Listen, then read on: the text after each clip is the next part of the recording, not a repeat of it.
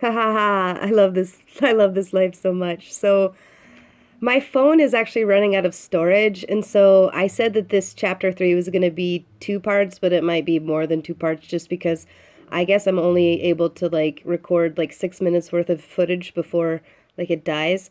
But it's interesting though, as I'm uploading the first little part of chapter 3 to YouTube, um, I got a message from somebody that's following on YouTube, and he said, "Have you completed chapter 3?" And I was like, "Yes, it's uploading to YouTube now." He says, "Perfect timing to ask." I said, "You are in tune with my universe." So again, I can't thank you enough for caring about this book and this story because it means a lot to me. It really does. And you mean a lot to me as well, all of you who care to read and to listen. Yeah, so I hope you like chapter 3. It's it's interesting. It's a rough one, boy howdy. Ora. So where did I leave off last? Should she keep it? Should she stay married? Lexi had gone to church, a devout Catholic, to pray for God's guidance. She did not find him there. It was the first time in her life church felt like just another building, forsaken of any special power, a commercialized farce. She questioned her faith as she sat there on her desolate pew.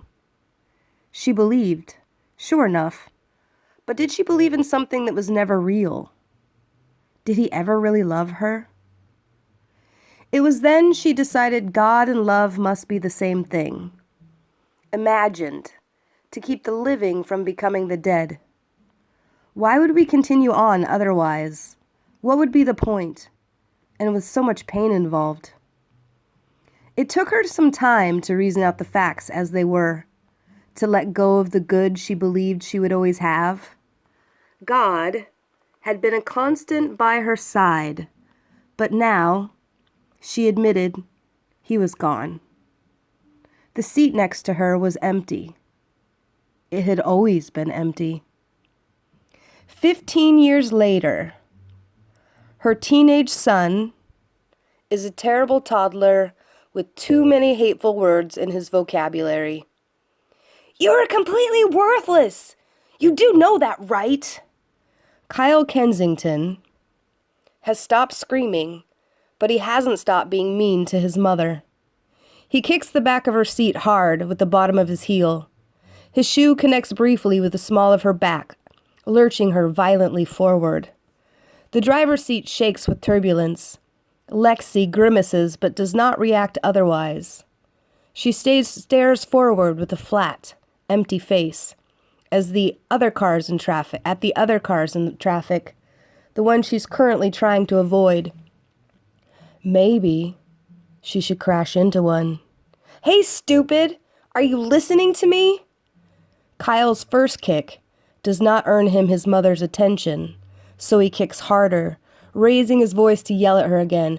"I said I hate you!"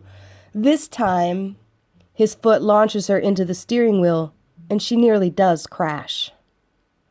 The car veers sharply and almost too fast for her to recover. Screeching tires and angry honking horns blare to scold her for her carelessness. She should have expected him to kick her a second time. She should have been paying attention. She should have been ready. Lexi's head snaps around, a whip cracked. Reddy arrives like a bullet to the face. She does not yell back at him. Her voice is eerily calm. "If you kick my seat one more time." She doesn't finish her sentence. She doesn't need to. Something about her tone paralyzes young Kyle Kensington. It's ominous and queerly mesmerizing. His eyes widen as if he's being choked. They bulge as his mouth falls open, agape like a fish gasping on air, out of place, put in place. He knows he nearly caused an accident. He also knows his mother is more dangerous than any wreck. She is the worst crash he can get into. He yields, a yellow coward, with no green light for go. Lexi arrives at the Tumwater Valley Country Club 10 minutes shy of 9, surrounded by a cloud of gravel and dirt.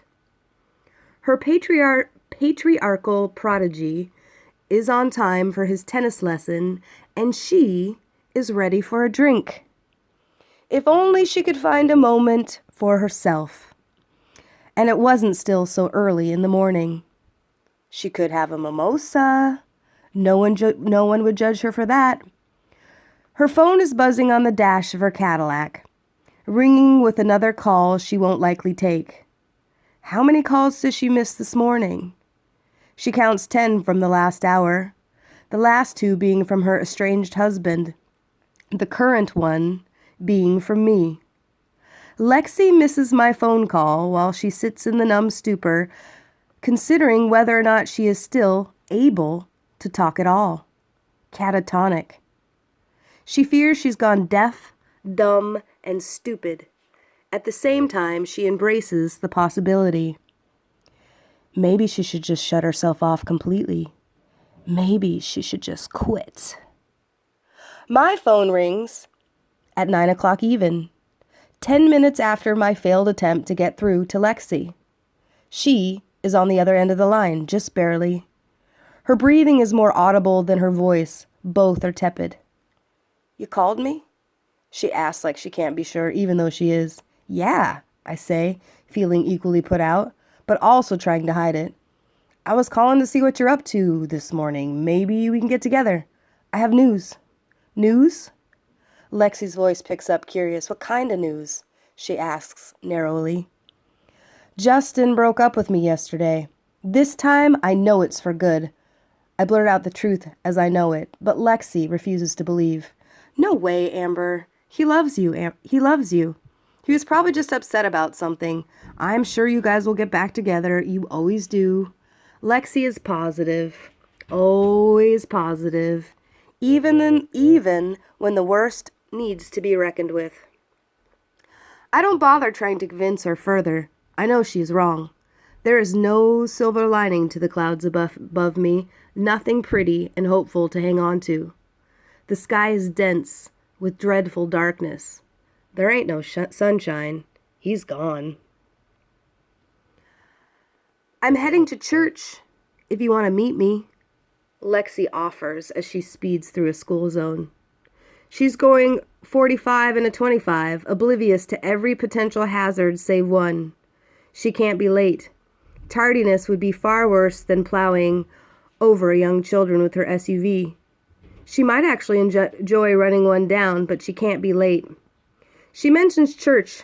I balk. Church? Ugh.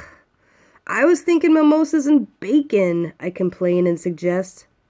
There are a great many reasons I generally avoid church. The easiest being, I'm not good at it. I have a terrible time with ceremony, all ceremony, weddings, funerals, graduations, all things formal. Reverend people freak me the fuck out. Groups of reverend people? Oh, fuck. They are simply unbearable. Lexi swerves to avoid hitting a little black cat that darts in front of her, checking her mirrors to make sure it made it to safety. She sees no further sign of the cat, alive or dead, which spooks her.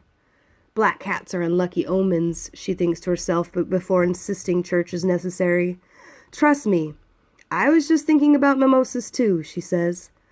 I feel like I really need church today. You should come. It would really do you some good, Amber. I want to tell her no, but I'm compelled to agree with her. Church might do me some good under the circumstances, which are dire. I am desperate inside. The devil is winning. My soul nearly forfeit. Sure, I hear myself tell her. I'll meet you there. Lexi is sitting in her SUV when I pull up next to her to park. She's on the phone. The expression on her face tells me she's having a conversation with someone she should have avoided. Her mouth is pinched, turned down at the corners in a disapproving frown. Both of her arms are flailing in short, exasperated bursts. She looks like a composer without composure, frantic to play a tune that's not off beat while missing every note. Whoever she is talking to has her undone. I can see she's on the receiving end of losing, locked in a battle of words that are cutting her down. I'm going to go ahead and stop reading right there. I'm at the 10-minute mark. And this, like I said, this is a really long chapter. Really long chapter. So one of the things I'm noticing on the raw version of reading this is that I called it a car and then it's an SUV. And then do I make it clear that Lexi dropped off her son at the tennis lessons and then she immediately sped off to go to church? So she dropped her kid off and now she's on her way to church. Do you get that transition? Was that clear? Because those are the tweaks that I'm thinking about in my head, is that I call it a car at one point and then I mention that it's an SUV, which is not a car. So those are tweaks that I'm thinking about in the raw reading. So this was chapter 3, part 2. And somebody was mentioned, one of the listeners mentioned, was like, hey, it's harder to follow when you're listening. You know what I could start doing is taking the text and putting it in the contents of each YouTube video so that you could actually go through and read it later if you wanted.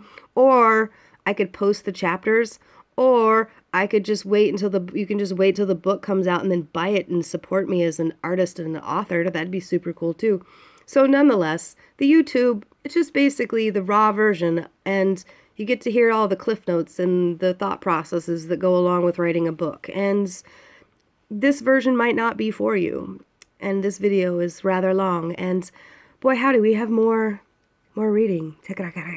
I'm excited. I love this chapter. All right, that's the end of it. Not the end of the chapter, the end of this particular video. I'm going to make another one in just a minute.